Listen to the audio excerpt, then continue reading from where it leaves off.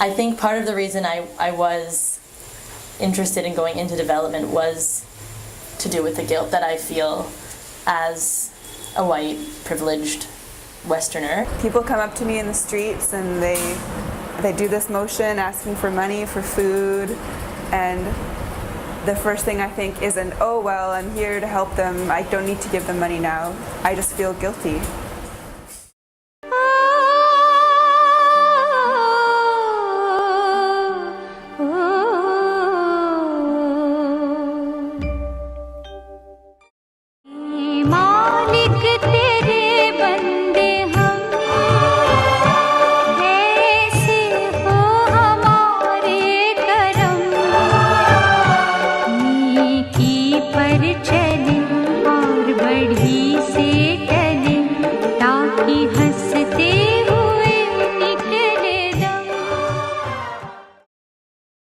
Early in September, we had an International Literacy Day march. You know, the ability to speak and protest on behalf of yourself is something that these women do not necessarily have the capacity to do before being literate, before being educated. It's a great introduction to see right off the bat these empowered women marching in the streets, you know, demanding literacy programs, demanding that literacy should be mandatory for all. There are so many women here, and it's so empowering. We're chanting about literacy. I don't really know what I'm saying, but it's something positive.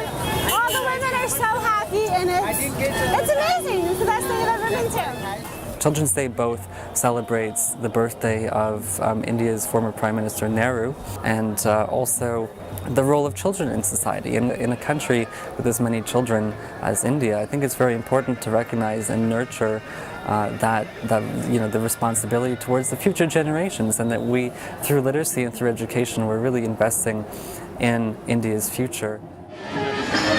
Oh, this is good, yeah. This is awesome. This is so cute. I'm sorry, but this is perfect for literacy.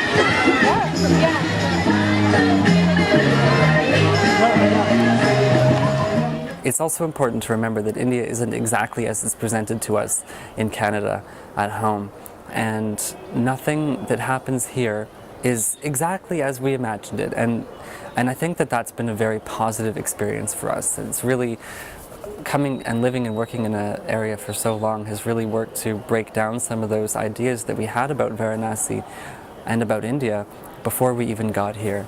We often hear about India, and we often see India in terms of photographs or numbers and statistics, and so to make a personal connection with the people who in some ways represent those statistics, I think has been a fulfilling experience, and it just motivates me even more to work hard on the project. I think it just helps for your own personal development and growth, honestly, to go to another country, somewhere that's completely different for you.